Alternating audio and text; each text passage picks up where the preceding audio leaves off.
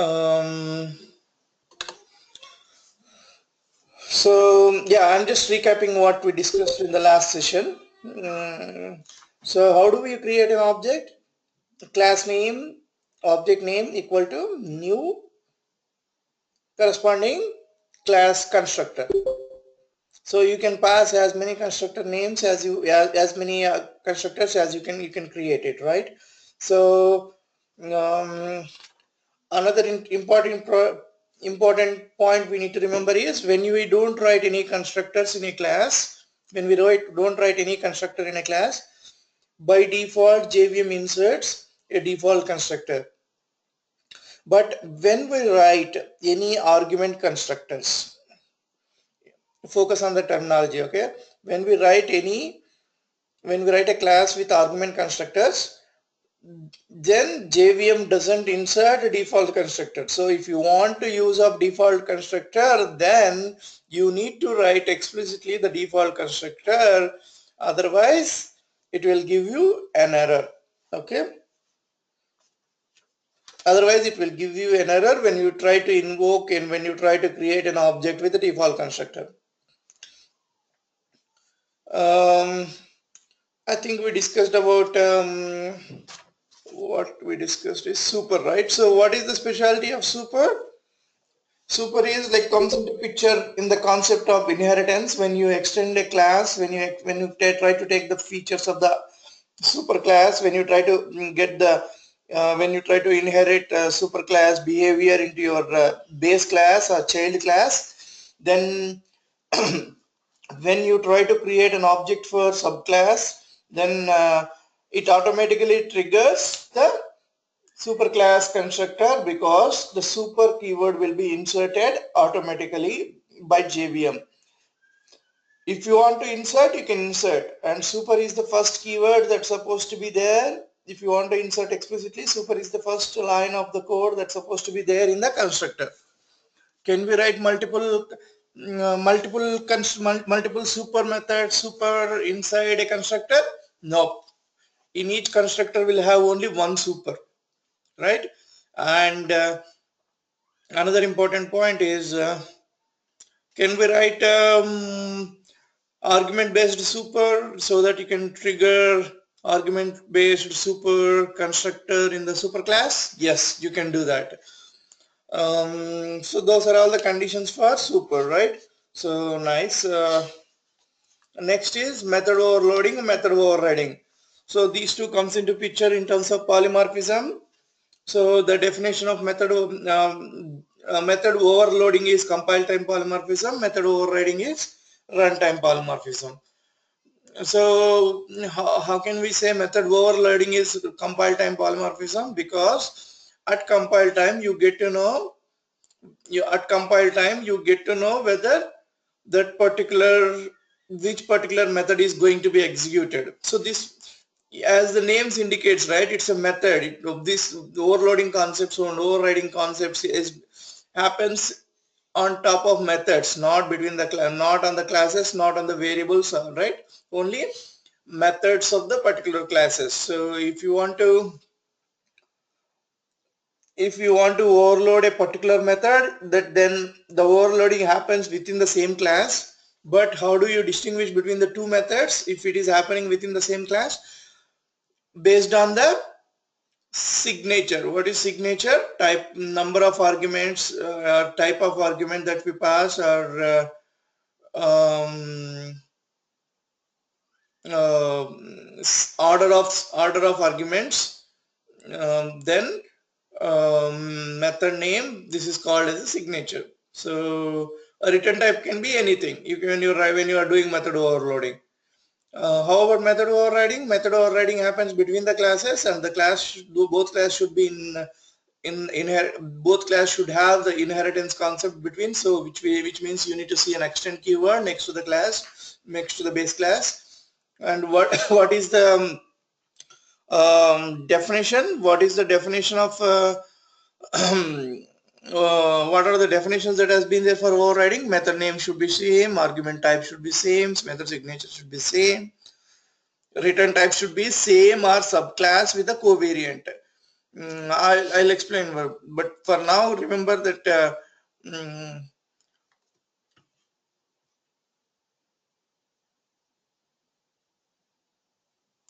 One second.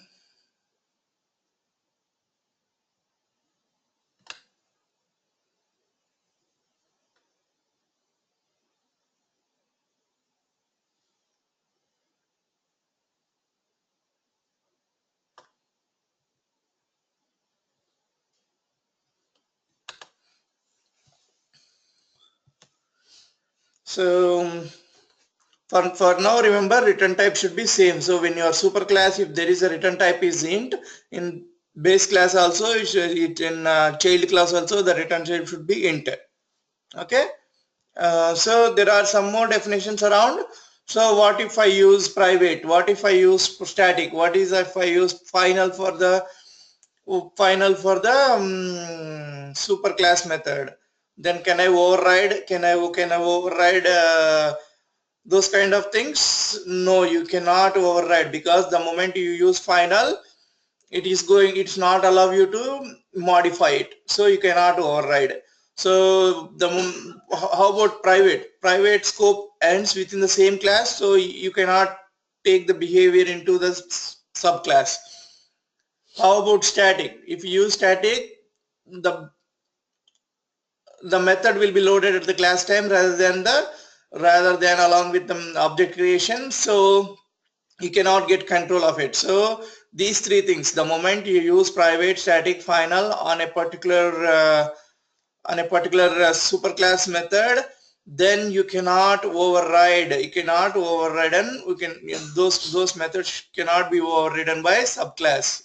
Remember those statements. Okay, these, trust me, in the basic interview questions, these are all things that those guys will ask you all the time. Okay. So overload, it happens within the same class. You can do whatever you want, right? Whether it is a private, static, final, all these are within the, as overload happens within the class between two methods. So you can override these things.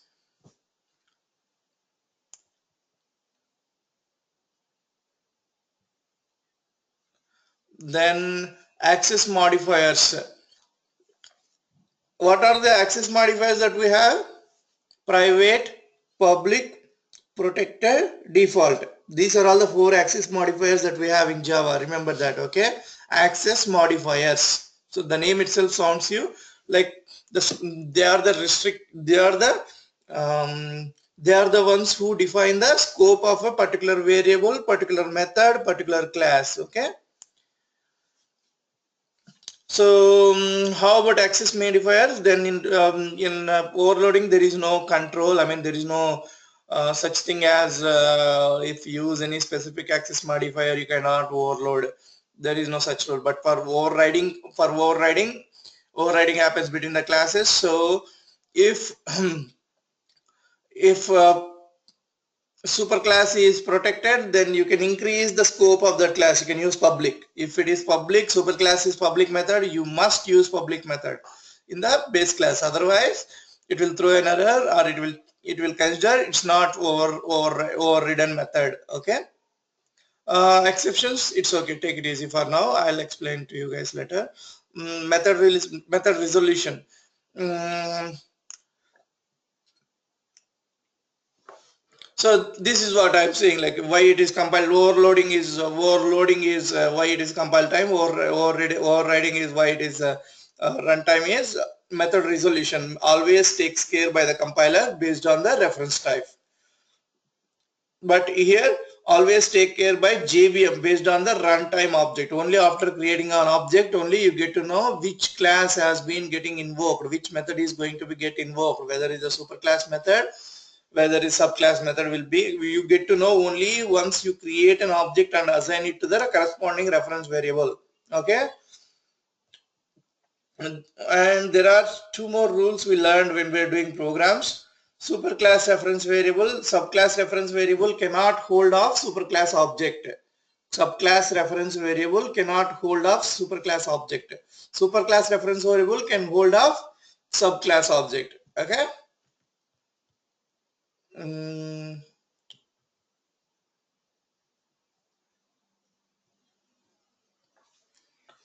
So these are all the rules. So next topic is abstract. Next topic is before going to interface.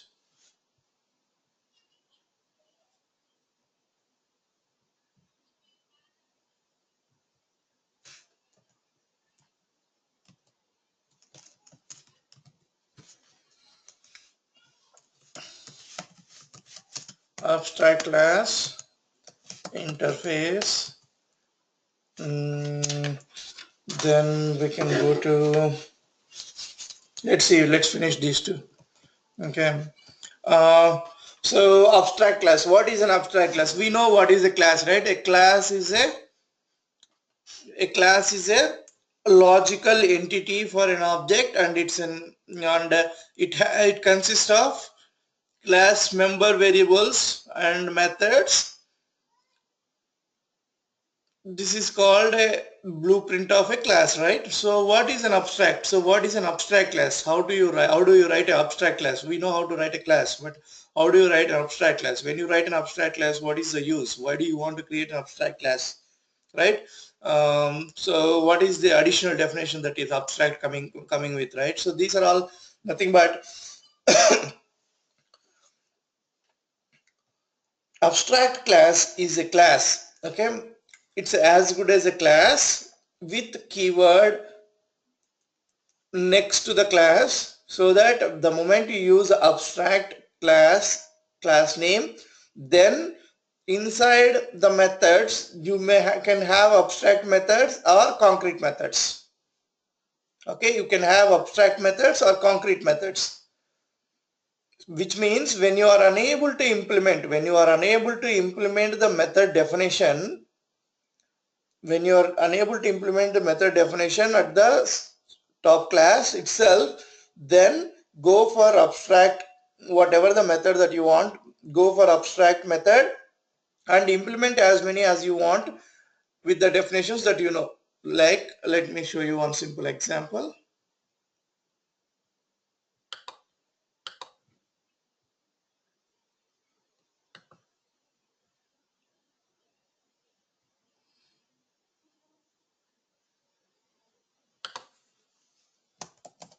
com.belinfo.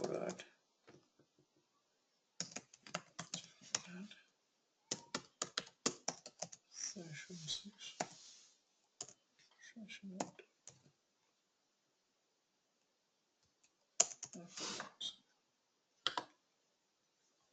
So I'll create a class. Okay.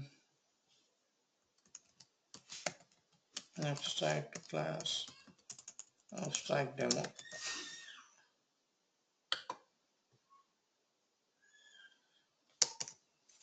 So here I'll have a public static void main. Okay. So this is our typical class, right? Public, sorry, you cannot use public for more than once, right? In a class simple class, simple. You can have variables, right? And you can have methods, and you can have a definitions, right? So here I'm just writing system out, but you can write as much logic as you want, right? So this is what called a simple class. So what is an abstract class? Abstract class is nothing but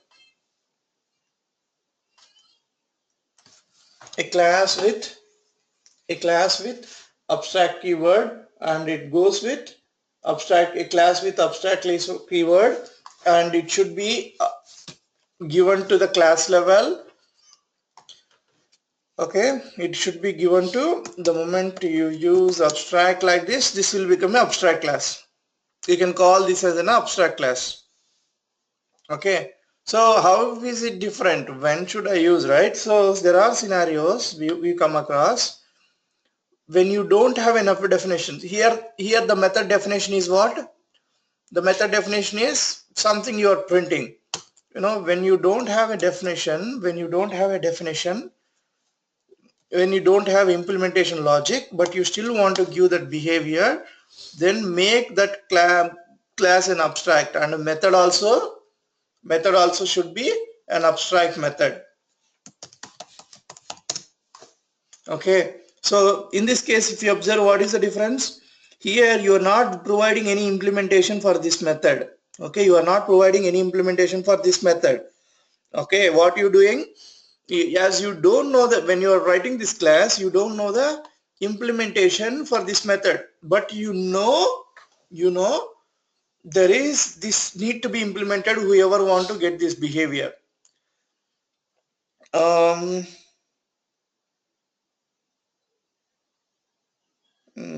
What is the simple way to explain, right?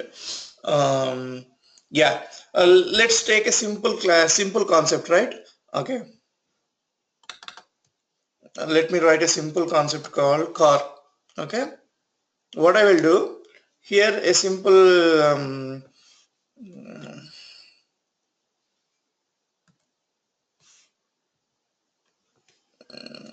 runs on. Okay, and another one is abstract void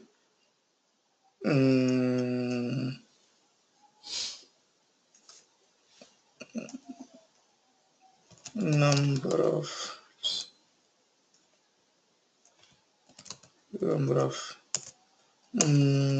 what we can do,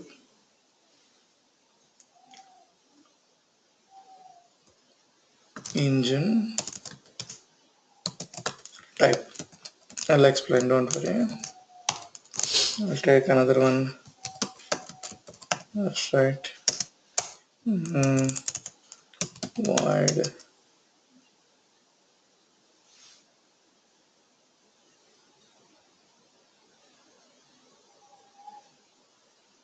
tires count, right? Like wheels count.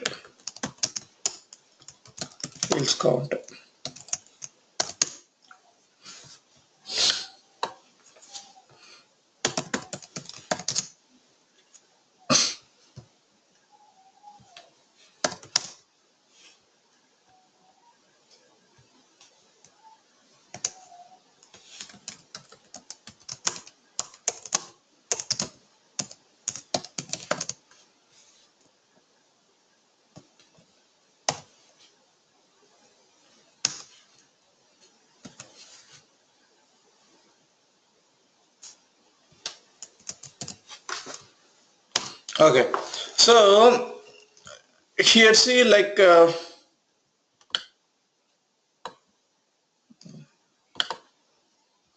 if you observe, right, I defined a class. I defined a class called a car, and I called the car class as an abstract class. The reason why, I know there are certain things that a car is going to have for sure, right? But I don't know certain things, and they vary by uh,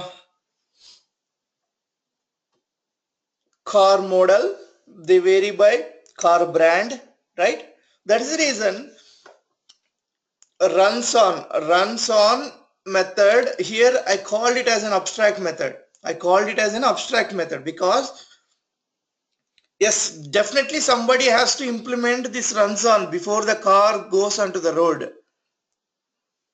But when I'm giving the car design, I'm just saying you should have something. You should have an engine. You should have some engine to run, right?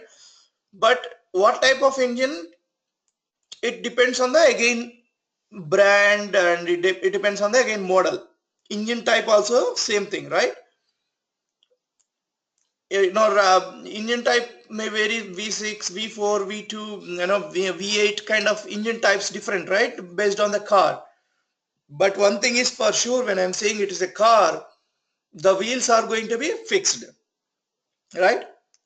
If it is a three wheels, then I'm not going to call it as a car. That's what my definition is. My definition of car is it always have four tires, four wheels. But if it is going to have 3 tires, then I'm not going to call it as a car. I'm going to call it as something auto or something like that. Okay. But so in this case, as I don't know the definition of engine type and I don't know the definition of runs on, but I know in order to car run, there should be a gas, there should be a battery, and I know there should be an engine, right? So these are must. When these are must, but in order to call as a car, but when I'm calling as a car, I'm just saying a specification. Okay, I'm just saying a specification, but I'm not providing any implementation. Whoever want to adopt this car design, then they need to implement the behavior. Okay, that is what called. So let's say now there is a class called Honda. Okay, how Honda want to get the behavior of the car? What is the concept? Inheritance. So how can we do that? Extends car.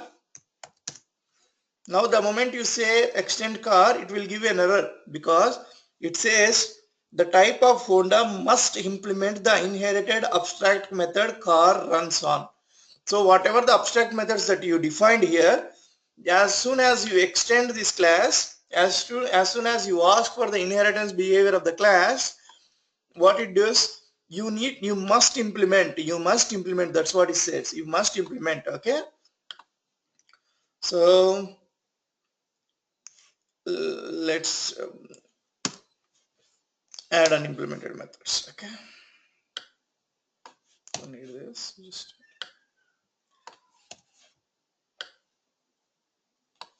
we are taking a method overriding concept to the next level. Okay, focus.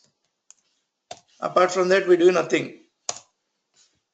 So what we did now, see, abstract method doesn't have a braces, right? Curly braces. It just ends there. If it ends like this, then it is called as an abstract method where there is no implementation. Okay, here you need to say Honda. So runs on what?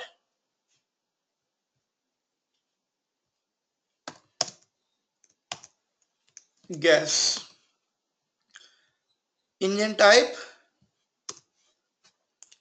Simple logic, right? Engine type varies. Honda also varies between engines, right? Like if it is a V6 engine car, if it is a Honda Accord, it has different things like it has a V6 engine, there is a V4 engine or V8 engine, like with a what you call with 8-seater, right? So Honda class also cannot able to provide the implementation for engine type. So what it can do then? As it is extending car, it says car says you must implement, and this guy also doesn't know implementation. Now what you can do is you can make this class also abstract. Okay, so then who is going to implement the engine type? Then in this case you need to go class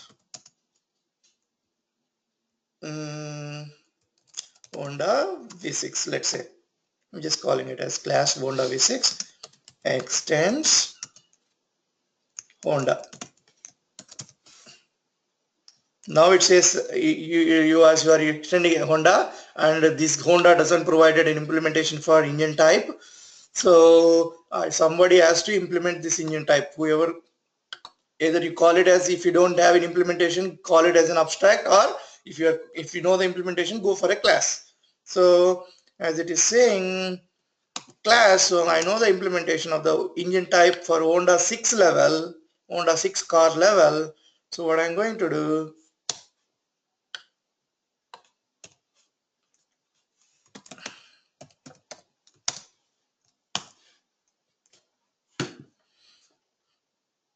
V6 engine, right? It makes sense now? Can you guys able to understand it to some extent?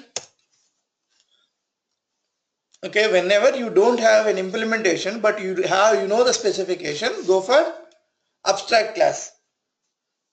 Okay, go for abstract class. So what and all the abstract class a class with the keyword, we should with the keyword called abstract next to the class, and it means that sometimes we may have an abstract method, sometimes we may have a concrete method. So in this class we have only two abstract methods and one concrete method. This is concrete method. This abstract method is called as a dummy methods as well.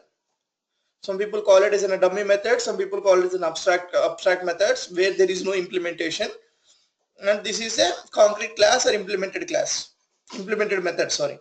Okay, so there is a when you are unable to implement the method, that when you are unable to provide the body of the method, make the method as abstract. And when you write one or more abstract methods in the class, when you write one or more methods in abstract methods inside the class, make that class as an abstract class.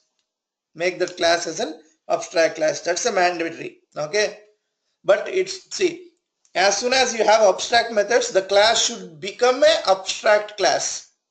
But reverse is not true. As soon as you make a class as abstract, you don't need to have a abstract method. See this case, right? As soon as this is the Honda class is an abstract class, but there is no abstract methods. But when you have an abstract method, the class must be abstract class. So reverse is not true. So let's say you try to create an object for this. You try to create an object for this and you try to access the run method. You created an object called car equal to new car and car dot runs on. What happens? There is no implementation, right? There is no implementation for this. Then how can you create an object, right? So in those lines, Java restricted you to create an object for abstract classes. So first rule. So whenever you make a class as an abstract, you cannot create an object. Okay, as simple as that. So which means you cannot initiate, abstract classes cannot be instantiated. Abstract classes cannot be instantiated. But at the same time, we can create a reference variable. You can create a reference variable, but you cannot instantiate. Make sense? Okay. Another point is when any class is extending abstract class. So in our case, Honda 6 extending abstract class Honda, we have to override all the abstract methods in the subclass.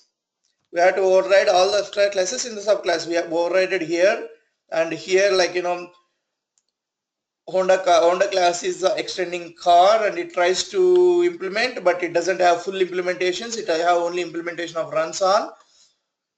So whoever implemented a Honda car, that guy is implementing the engine type. Okay. So again, when any class is extending abstract class, we have to override all the abstract methods in the subclass or make the subclass as abstract. Make sense? So these are all the rules that has been there for abstract class. So can we write a concrete static methods in the abstract class? So there are a couple of assignments I mentioned, I guess, for you guys.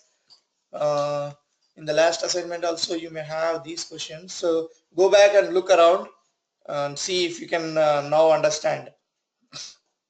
Okay.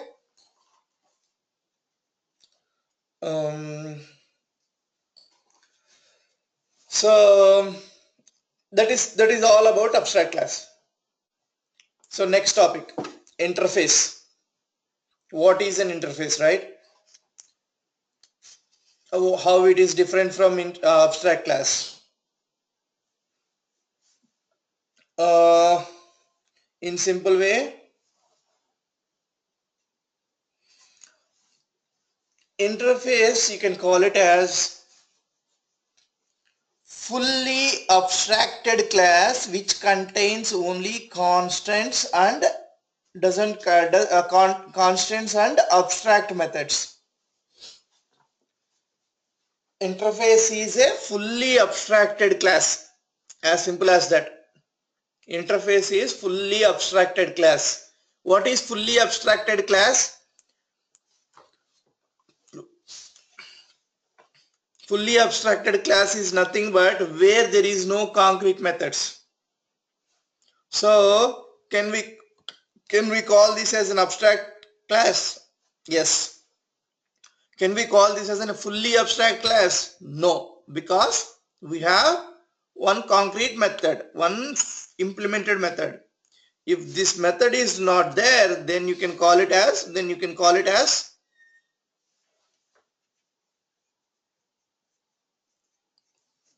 fully abstract class. So otherwise you can call it as an interface. If interface is a fully abstracted class, so which means you have some specification, but there is no implementation at all. There is no implementation at all, right? So which means, let's say I'll call it as a class called vehicle. A class called vehicle. Okay, let's see. Call class vehicle. So as soon as I say vehicle, can we call car as a vehicle? Yes. Can we call bicycle as a vehicle? Yes. Can we call aeroplane or jet plane as vehicle? Yes, you can call it as. And can we call a human as a vehicle? No. Because vehicles are made up of some material, right? Can we call monkey as a vehicle? Nope. So what makes a certain things as a vehicle? What makes certain things as not vehicle? So let's say vehicle will have what? Engine, right? Vehicle will have engine. But can we provide an implementation here itself? We cannot, because it varies by cycle, doesn't require engine at all. Car, it requires a specific engine that runs for the gas, or that runs, or Tesla requires a battery engine. Jet engine, it requires different fuel that runs on different engine. How about steamer, right? How about ship? So you cannot provide an implementation. So you are making but engine is required, right? Engine is required. So you know that. Let's say for the convenient purpose, let's say it is engine type. Okay. So you don't know the implementation, so you call it as this one. So as soon as you make engine type dummy method or without implementation, you need to make that as a abstract. Let's see what will happen next.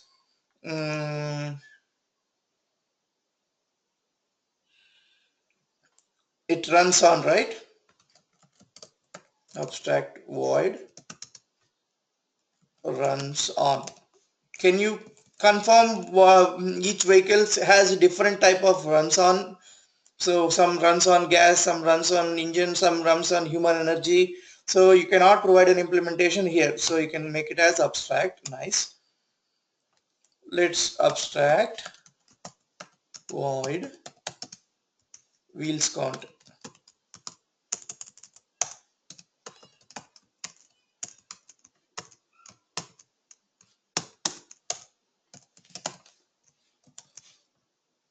Can I provide an implementation here? No. Why? Because car has 4 in wheels count is 4. Jet may have 3 or 8. Truck may have 10. Bicycle may be 2. Ship may not have any. So you cannot provide an implementation here. So you make it as an abstract. Nice. So now let's say our definition of vehicle is It should have engine type. You can write as many conditions as you want on the wheels, right? Like a steering, or else brakes, or else seats, number of seats, or else speed. You can define as many as you can around vehicle, right? If you look at all the methods are abstract, where you don't have an implementation. In this case, make this vehicle as an interface. Okay, this is called an interface. The interface is nothing but pure abstract.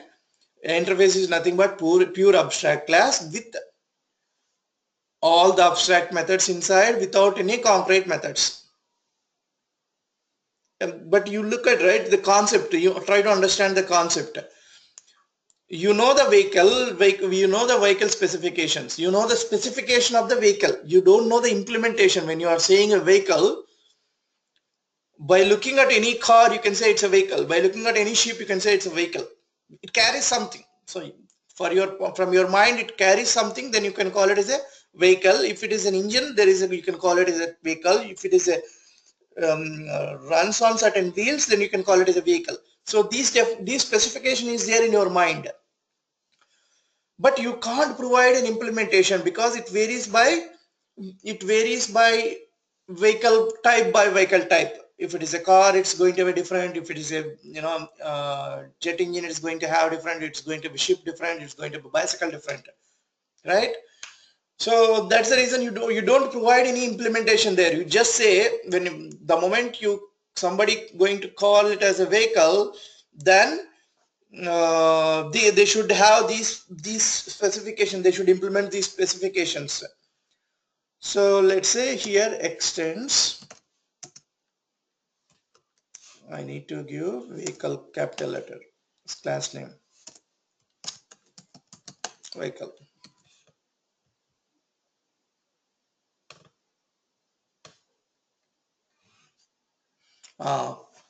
Another point is, so you simply can't extend an interface. In order to extend an interface, you need to use the keyword called implements. When you are between the classes, if you want to extend one class by another class, then it need to happen through extends keyword. If you want to extend an interface, then you need to use the implements keyword. Okay.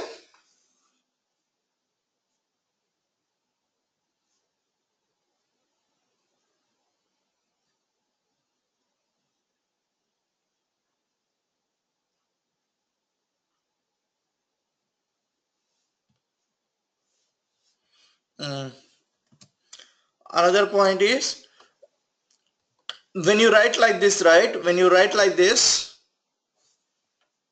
by default, okay, you don't need to write. Java will consider whenever you call it as an interface, and when you write like this unimplemented methods, then Java will automatically insert public. If I remember correctly, yeah, public. It inserts public by default, because they need to be available across, because there is no implementation in the vehicle.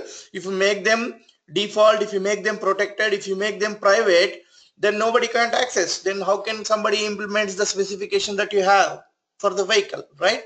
That is the reason, by default, when you call an interface where there is no implemented methods, then it will make all the methods as public. So by default, they are public. Even if you can mention it, it doesn't know it, no harm. If you don't mention it, it will say, it will ask for it. As these are public, and this is again overriding concept is coming into picture, right? So the scope should not reduce. So when they are public, they must be the implemented methods must be, the extended methods must be public.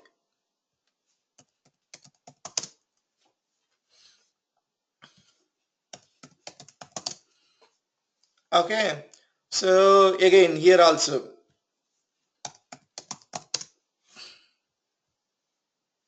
engine type. Make sense? See how a vehicle which will have just a specification, and when it comes to car, it implemented something, which means number of wheels is fixed for car. So it implemented, but it still didn't implemented runs on and engine type because it doesn't know the implementation, because car specification will be varied by brand and varied by company, right? That's the reason it leaves that implementation. Now you can write as many as you want, right? You can write abstract class of Tesla and runs on in what you call battery, right? And Tesla may have 3 to 4 different engines, different battery types, like number of hours, how quickly it charges, or like a supercharger, super battery, or different type of batteries will be there, right? At Tesla also. So you can write as many classes around that. Same thing for, you can write another class called jet engine. You can write as much implementation that you can provide, like it flies, it travels on air. And if you try to take an implementation for ship, it travels on water, kind of thing. Those kind of implementation you can provide there, and then itself remaining implementation you can leave it to it's a jet engine, or like air Boeing, or like Boeing, or different type of aeroplanes will be there, right? So whoever want to implement their own implementations, they will implement by extending plain implementation. Make sense? So there is another definition. I mean,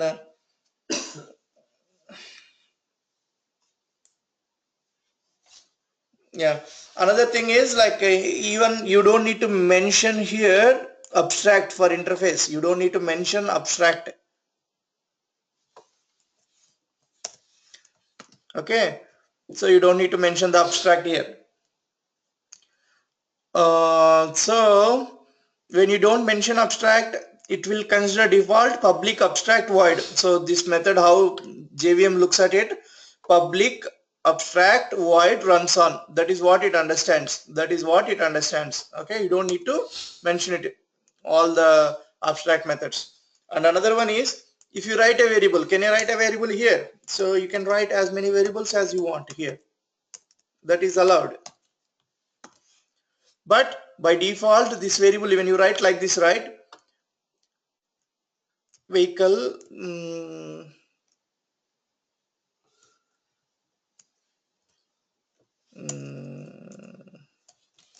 int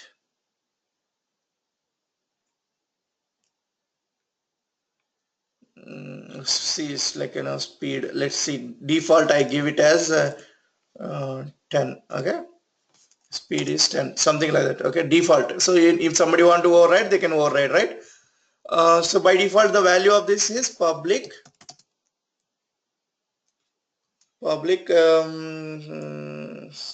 static final. So when you write something like this, when you write any variable, something like this in interface, then by default JVM looks at like this. You don't need to write explicitly these keywords. Okay. Okay. So we know for abstract class you cannot create an object. What does it mean? See, let me show it to you. If I try to write car equal to new car. See, it's a variable. Always need to start with a reference variable. Always need to start with small letter. You can give whatever the variable name that you want, right? Car obj or whatever you want. So it gives an error. You cannot. What it says, cannot initiate the type car, because you cannot create an object for. You cannot create an object for abstract classes, but you can create a reference variable. This is reference variable, right? You can create a reference variable, but you cannot create an object. Same case for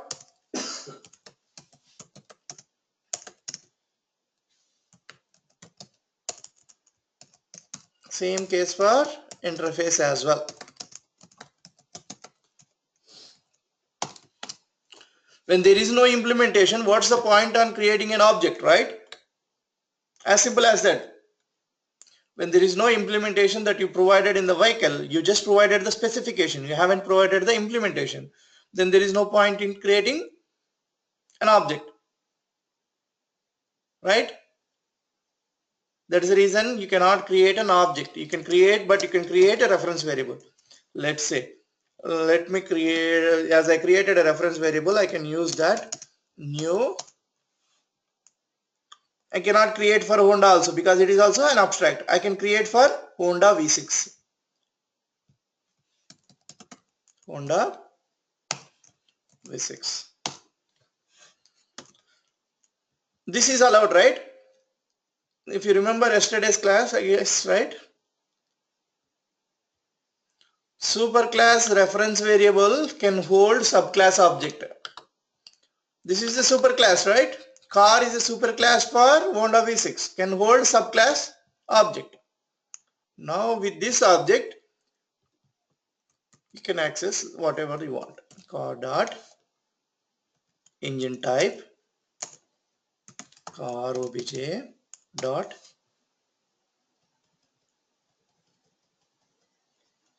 wheels count, car obj dot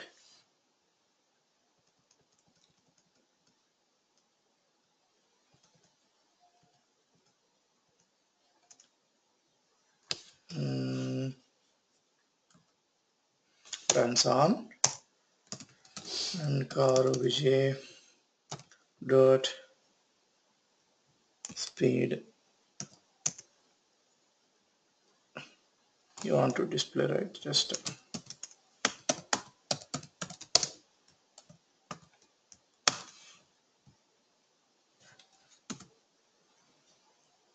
actually I used the wrong word speed, maybe it misleads you. As soon as it is speed, when you write something speed here, what it becomes? It becomes what? Public static final. What does it mean? Oh, as soon as you see the word final, you cannot modify, right? When you can't modify, then Honda V6 always runs on 10 miles per hour. That is not true, right? So that's the reason I'm saying I use the wrong word, wrong variable. Like we can use something like,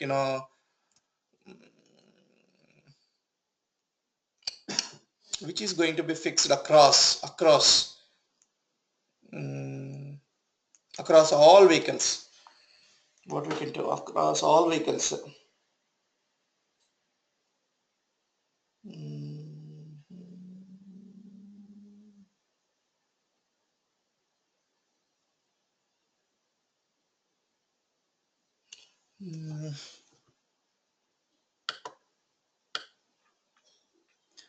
Let me say string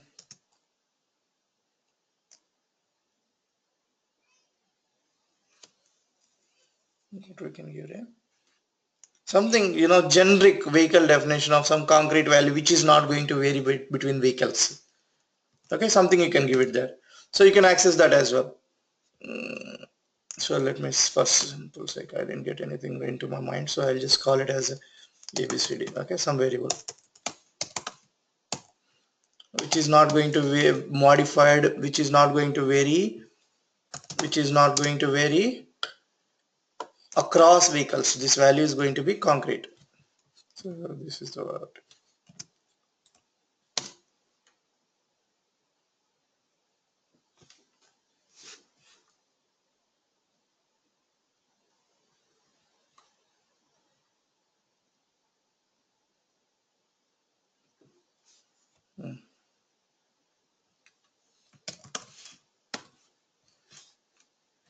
Okay, so now if I run this guy, right?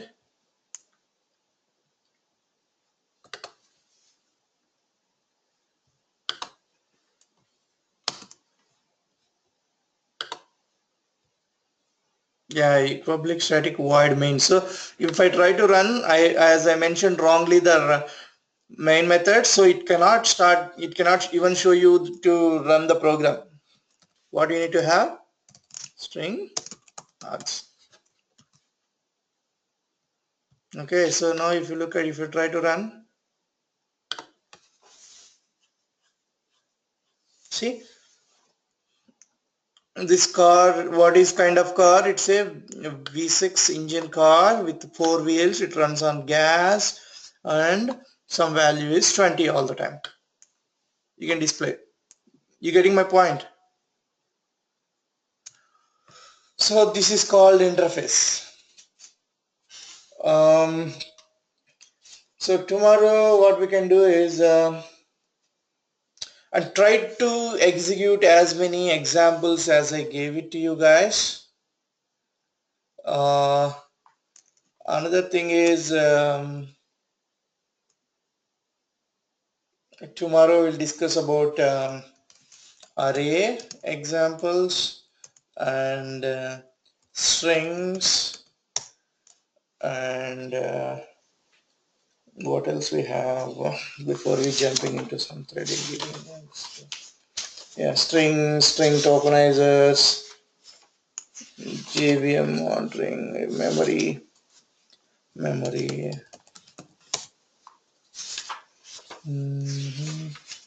What else we have? Let me see if I can find out something that I missed. If I finish these things right, then we can jump into exceptions. We are in good progress actually. If I can finish, it's little I need to stretch tomorrow then. Exceptions. If I can finish these 4, then just we'll be on track. We'll finish whatever the timelines that we have, that we thought of in the beginning. So arrays, strings, memory, exceptions. Did I miss something? Give me a second. Yeah. Yeah, memory and garbage collector. I'll just quickly give you garbage collector. I don't think so. I'm covered completely, but I'll explain to you. Okay. Yeah. So these 5 things we'll try to cover tomorrow. I'll try to take at least 1.5 hours to 2 hours tomorrow. Around 7. I'll start around 7:30. I'll send you an invite. Let's watch out and go back and do all your examples and recap whatever we discussed just now. We just discussed only 2 important topics on your 2 very important topics. So go back and focus and see. Okay. Thank you guys.